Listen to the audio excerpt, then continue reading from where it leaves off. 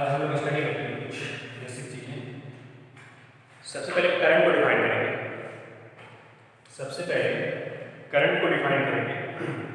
Current होता क्या है? Electric current. Electric current, electric current किसी कंडक्टर में जो चार्ज प्रवाहित होती है समय के साथ, उसी को करंट कहते हैं या धारा कहते हैं। तो इसको डिफाइन करेंगे। करंट को I से प्रदर्शित करते हैं। Rate of flow of charge with respect to time is known as electric current. Rate of flow of charge with respect to time in a conductor is known as electric current. Charge प्रवाह की दर को विद्युत धारा कहते हैं। इसका मात्रक ampere होता है। इसका मात्रक एम्पियर होता है, जिससे एक लेटर ए से रिप्रेजेंट करते हैं, प्रस्तुत करते हैं। ठीक है। उसके बाद कभी-कभी एग्जाम में एम्पियर्स जो यूनिट होती है करंट की, एम्पियर्स ना देके कुछ और दिया होता है। तो आइए हम जानते हैं कि एक और जो यूनिट है एम्पियर करंट की, वो क्या है। तो एक और जो यूनिट है करंट की, ठीक, एक other unit of current, other unit of current, unit of current, other unit of current. यहाँ पे आपका चार्ज है और यहाँ पे समय है, तो कूलम पर सेकेंड। तो करंट की एक जो दूसरी यूनिट होती है वो कूलम पर सेकेंड होती है। क्या होती है? Coulomb per second. कभी कॉम्पिटिटिव एग्जाम जैसे एसएससी जेईई होता है या छोटे लेवल के एग्जाम होते हैं, उसमें पूछ देता है। यहाँ पे उसमें ऑप्शन में एम्पियर्स ना देके, एम्पियर ना देके वो कुछ ऐसा देता है। तो वहाँ पे पूछ देता है आपसे कि चार्ज यूनिट क्या है। इसे भी आपको ध्यान में रखना होगा कि कूलम्स पर सेकेंड जो होता है इलेक्ट्रिक करंट की ही यूनिट होती है। इसे भी ध्यान देना होगा आपको। ठीक। उसके बाद आइए अब हम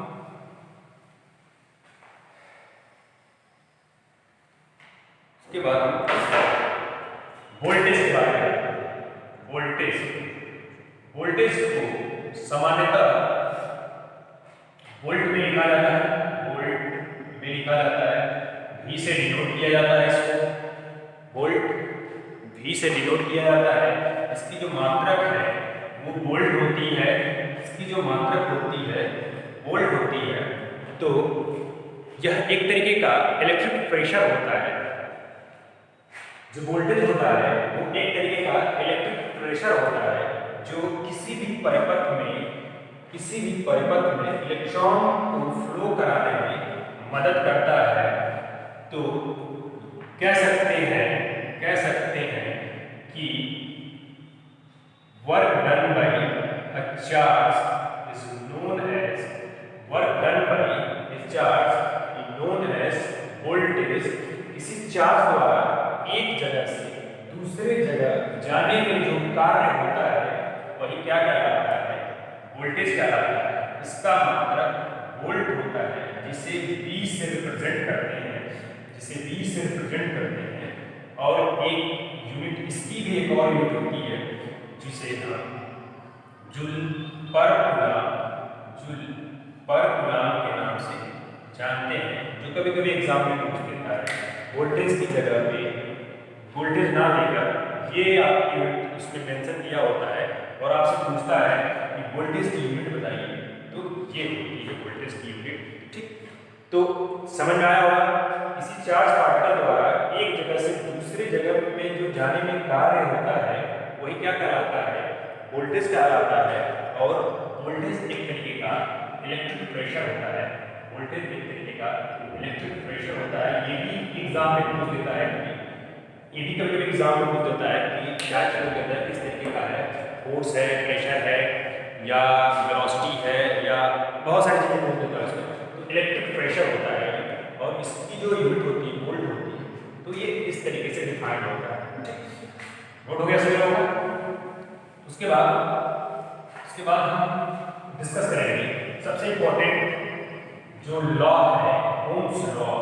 ओम्स लॉ को डिफाइन करेंगे यहाँ पे ओम्स लॉ। इसी बेसिक सर्किट में ओम्स लॉ आता है, तो इसको हम डिफाइन करेंगे ओम्स लॉ। सबसे पहले एक सर्किट डिजाइन करेंगे यहाँ पे, इसमें रजिस्टर एक कनेक्ट होता है, मान लीजिए ये रजिस्टर R का है और यहाँ पे पॉजिटिव टर्मिनल है, यहाँ पे ये नेगेटिव टर्मिनल है और इसके क्रॉस में वोल्टेज लगा हुआ है। ठीक, तो ओम्स लॉ डिफाइन करता है, ओम्स लॉ डिफाइन करता है, if a current is flowing in a circuit, if a current is flowing in a circuit or inductor, the current is directly proportional to the applied voltage between the two terminal, यानी कह सकते हैं Ohm's law के according धारा होता है समानुपाती किसके, जो दो टर्मिनलों के बीच में वोल्टेज अप्लाई किया गया है उसके समानुपाती होता है। ठीक, यानी कह सकते हैं कि किसी परिपथ में जो धारा प्रवाहित हो रही है, किसी परिपथ में जो धारा प्रवाहित हो रही है वो समानुपाती होती है दो टर्मिनलों के बीच में लगाए गए वोल्टेज के। ठीक, जनरली हम इसको ऐसे लिखते हैं, फिर उसके बाद इसको जो मैथमेटिकल नोटेशन देते हैं तो V प्रोपोर्शनल टू I लिखते हैं और V अपॉन में I equals to constant and V upon में I equals to R, where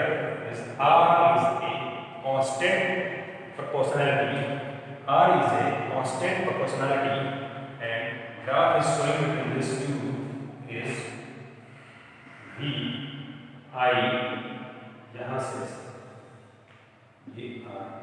ठीक, ये R यानी जिस प्रोपोर्शन में हम वोल्टेज को बढ़ाएंगे उसी प्रोपोर्शन में हमारा करंट भी बढ़ेगा। तो ये ग्राफ हमेशा क्या होगा, एक लीनियर होगा ये ग्राफ। ठीक, तो ये है हमारा ओम्स लॉ। ओम्स लॉ क्या कहता है, सिंपल है, ओम्स लॉ को ज़्यादा टिपिकल नहीं है, सिंपल है। ठीक, ओम्स लॉ ये कहता है कि किसी सर्किट में अगर कोई धारा प्रवाहित हो रही है तो वो किसके समानुपाती होगी, अप्लाई दो टर्मिनलों के बीच अप्लाई की गई वोल्टेज के समानुपाती होगी। यही हमारा ओम्स लॉ होता है। ओम्स लॉ के कुछ लिमिटेशंस होते हैं जो कभी कभी एग्जाम में पूछ देते हैं, उसको भी हम डिस्कस कर लेते हैं। ओम्स लॉ के जो लिमिटेशंस होते हैं उनको भी हम डिस्कस कर लेते हैं ये। ठीक, तो लिमिटेशंस ऑफ ओम्स लॉ, ओम के नियम की जो लिमिटेशंस है वो हम लोग पढ़ लेते हैं। तो पहली लिमिटेशन ये है और दूसरी लिमिटेशन, पहली लिमिटेशन ये है कि ये नॉन लीनियर सर्किट के लिए अप्लाई नहीं होता है।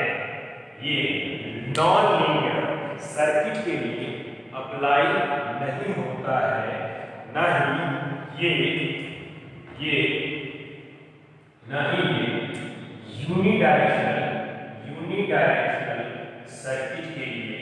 यूनिडायरेक्शनल सर्किट के लिए अप्लाई होता है। तो लिमिटेशंस जो है ओम्स लॉ की, ये दो लिमिटेशंस है। दो लिमिटेशंस में ये लिमिटेशंस है, ये जो लॉ है ना तो नॉन लीनियर सर्किट के लिए अप्लाई होगा, ना ही यूनिडायरेक्शनल सर्किट के लिए अप्लाई होगा। यूनिडायरेक्शनल सर्किट मतलब जिसमें हमारे डायोड या ट्रांजिस्टर कनेक्ट होते हैं। जो डायोड और ट्रांजिस्टर का काम केवल एक ही होता है कि वो करंट की दिशा केवल और केवल एक ही दिशा में करंट को फ्लो कराते हैं, केवल और केवल एक ही दिशा में करंट को फ्लो कराते हैं। तो डायोड और ट्रांजिस्टर जैसे ये एलिमेंट के लिए ये ओम्स लॉ सूटेबल नहीं है। ओम्स लॉ उन दोनों एलिमेंट के लिए सूटेबल नहीं है। ये नॉन लीनियर सर्किट के लिए एप्लीकेबल नहीं है। तो किसके लिए एप्लीकेबल होगा, लीनियर सर्किट के लिए एप्लीकेबल होगा। रेजिस्टेंस जैसे सर्किट के लिए एप्लीकेबल होगा जिसमें केवल और केवल लीनियर कैरेक्टरिस्टिक को फॉलो करता होगा जो एलिमेंट उसके लिए ये अप्लीकेबल होगा, अदरवाइज नॉन लीनियर और यूनिडायरेक्शनल सर्किट के लिए बिल्कुल ही अप्लीकेबल नहीं। तो ये कंप्लीट थ्योरी है रिगार्डिंग ओम्स लॉ, ठीक। और एक चीज और भी है, जो भी ये ओम्स लॉ कैरीड आउट होता है, ओम्स लॉ को जब भी हम पढ़ते हैं तो उस समय जो टेम्परेचर होता है, टेम्परेचर एंड प्रेशर, उसको कांस्टेंट रखा जाता है, उसको कांस्टेंट मान के रखते हैं, ठीक है। तो ये सब बेसिक सारी चीजें हैं, इसको हम लोग इस तरीके से पढ़ते हैं किसी भी इलेक्ट्रिकल इंजीनियरिंग में। उसके बाद हम डिस्कस करने वाले हैं कुछ और टॉपिक, जिसमें आपका केवीएल केसीएल होगा। केवीएल केसीएल को हम लोग पढ़ेंगे यहाँ पे, केवीएल केसीएल या KCL KVL, KCL KVL. Gustav Kirchhoff एक साइंटिस्ट थे जिन्होंने इस रूल को दिया था, के नाम पे ये किरचॉफ्स करंट लॉ, उसके बाद ये किरचॉफ्स वोल्टेज लॉ, इसे किरचॉफ्स का प्रथम नियम भी कहते हैं। किरचॉफ्स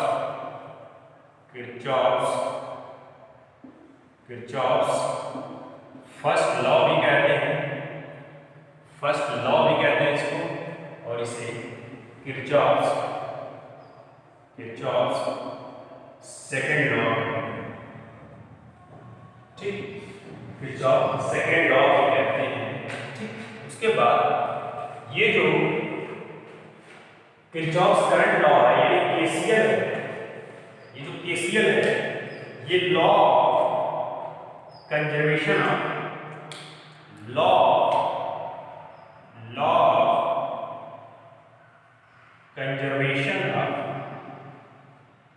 चार्ज के सिद्धांत पे काम करता है, यानी कि ऊर्जा के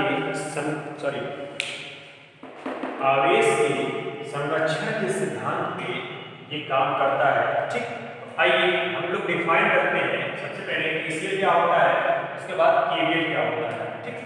तो केवीएल केसीएल को डिफाइन करते हैं।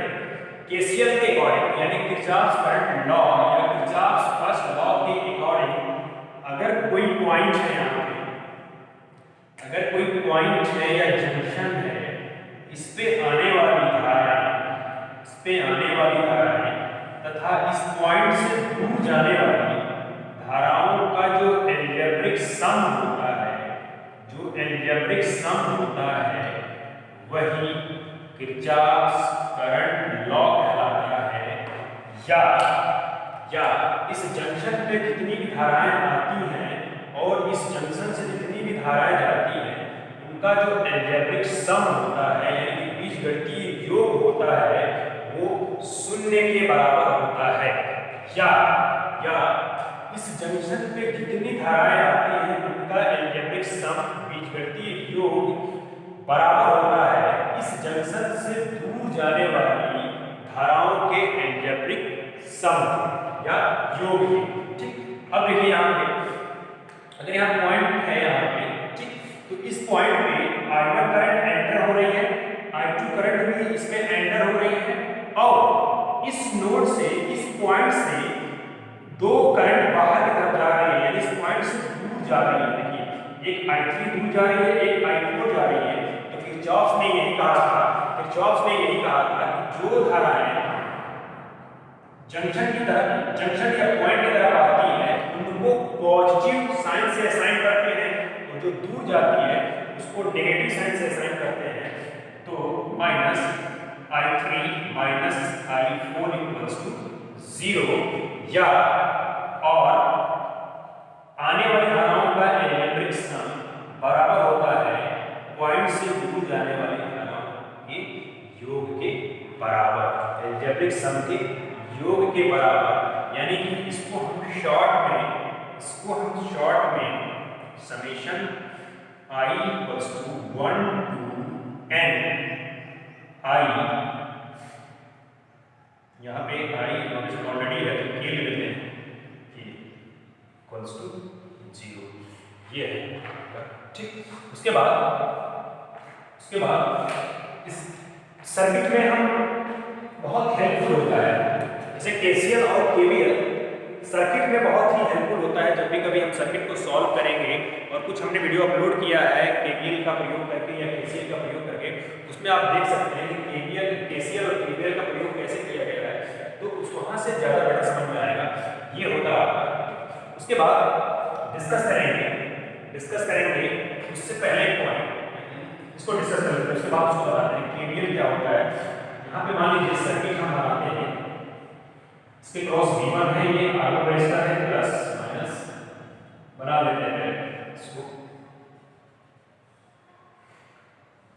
यहाँ पे वोल्टेज हमने अप्लाई किया है ठीक।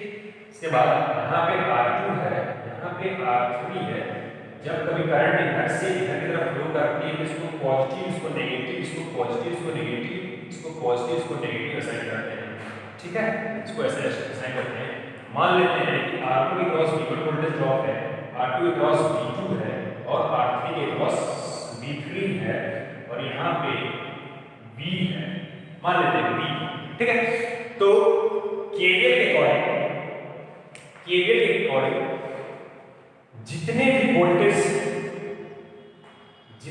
वोल्टेज होते हैं इस सर्किट में, जितने भी वोल्टेज होते हैं इस क्लोज लूप के अराउंड जितने भी वोल्टेज होते हैं, उनका जो सम होता है 0 के बराबर होता है। उनका जो सम होता है 0 के बराबर होता है। यही कहता है हमारा केवीएल, यही कहता है किरचॉफ्स वोल्टेज लॉ या किरचॉफ्स सेकंड लॉ। ये कहता है कि किसी क्लोज लूप के अराउंड जितने भी वोल्टेज होते हैं, उनका जो सम होता है वो क्या होता है 0 के बराबर होता है। यानी इसको हम ऐसे भी दर्शा सकते हैं k starts from 1 to n and k equals to 0, ठीक है। तो ये हमारा केवीएल है। उसके बाद यहाँ पे जो n है,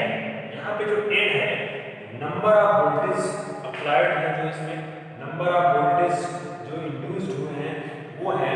लेकिन यहाँ पे जो n है, number of branches is containing current, number of branches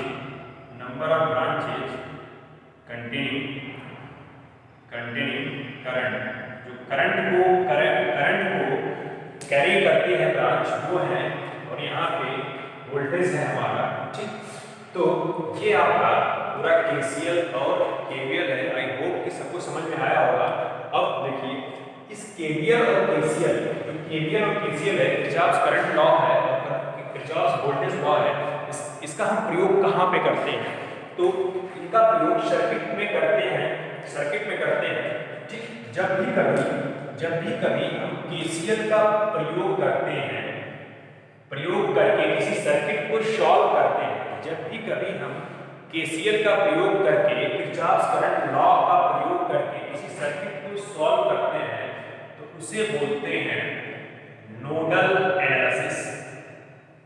उसको बोलते हैं नोडल एनालिसिस और जंक्शन एनालिसिस और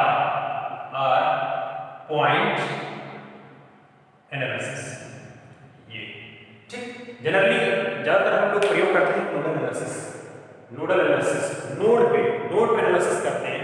नोड पे एनालिसिस करने का मतलब ये है कि जैसे देखिए यहाँ पे एक हम सर्किट लेते हैं, यहाँ पे एक रजिस्टर कनेक्ट है, इसके क्रॉस वोल्टेज कनेक्ट है, यहाँ पे भी, यहाँ पे, फिर उसके बाद यहाँ पे एक रजिस्टर कनेक्ट है, एक और ब्रांच यहाँ पे कनेक्ट है, फिर उसके बाद एक और ब्रांच है, फिर उसके बाद यहाँ पे ऐसी ब्रांच है।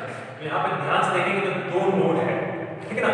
इन नोड पे हम एनालिसिस करते हैं, किसका प्रयोग करते हैं, केसीएल, जिससे बहुत ही आसानी से क्या होता है, क्वेश्चन सॉल्व होता है बिना किसी प्रॉब्लम्स के। हमने कुछ क्वेश्चंस कराए हैं आपको प्रीवियस वीडियो में हमने बताया था, लेकिन फिर भी हम अभी क्वेश्चन इसमें कराने वाले हैं, बहुत सारे क्वेश्चन कराने वाले हैं जो आईएएस एग्जाम, गेट एग्जाम और बाकी सब एग्जाम पूछा हुआ है, सब मैं कराने वाला हूँ, ठीक। तो पहले ये सब चीज़ों को सीखते रहिएगा कि ये सब है क्या। फिर उसके बाद केवीएल किसी सर्किट को जब अगर हम केवीएल किरचॉफ वोल्टेज लॉ की मदद से सॉल्व करते हैं तो उसको बोलते हैं लूप एनालिसिस। लूप एनालिसिस और मेश एनालिसिस, ठीक है, उसको बोलते हैं लूप एनालिसिस और मेश एनालिसिस, जो हम कभी आपको दिखाएंगे, ठीक। लूप एनालिसिस या मेश एनालिसिस बोलते हैं जब भी कभी केवीएल की मदद से किसी सर्किट को सॉल्व करते हैं, ठीक। तो लूप हमने बता दिया कि जो नोडल एनालिसिस होती है केवल और केवल नोड पे एनालिसिस करते हैं उसकी, लेकिन जब हम केवीएल अप्लाई करते हैं, केवीएल के समय केवीएल क्या कहता है कि सम होता है जितने भी क्लोज लूप के अराउंड वोल्टेज होते हैं उनका सम क्या होता है, 0 के बराबर होता है। तो यहाँ पे अगर ध्यान से देखेंगे तो यहाँ पे एक क्लोज लूप है, यहाँ पे एक क्लोज लूप है, यहाँ पे एक क्लोज लूप है।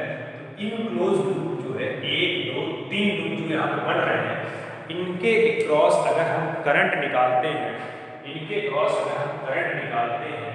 केवीएल का इस्तेमाल करके, वो हमारा जो घटक कहलाता है लूप एनालिसिस या मेश एनालिसिस कहलाता है, ठीक। ये पूरा टॉपिक है जो बहुत ही इंपॉर्टेंट है, कभी भी किसी भी एग्जाम में पूछ देता है ये, और बेटर अंडरस्टैंडिंग के लिए इस पे हम न्यूमेरिकल लगवाए हैं आपको प्रीवियस वीडियोस में, और अभी और वीडियोस अभी और न्यूमेरिकल लगवाने वाले हैं आपको। अगर नोट हो गया हो तो रब कर दें।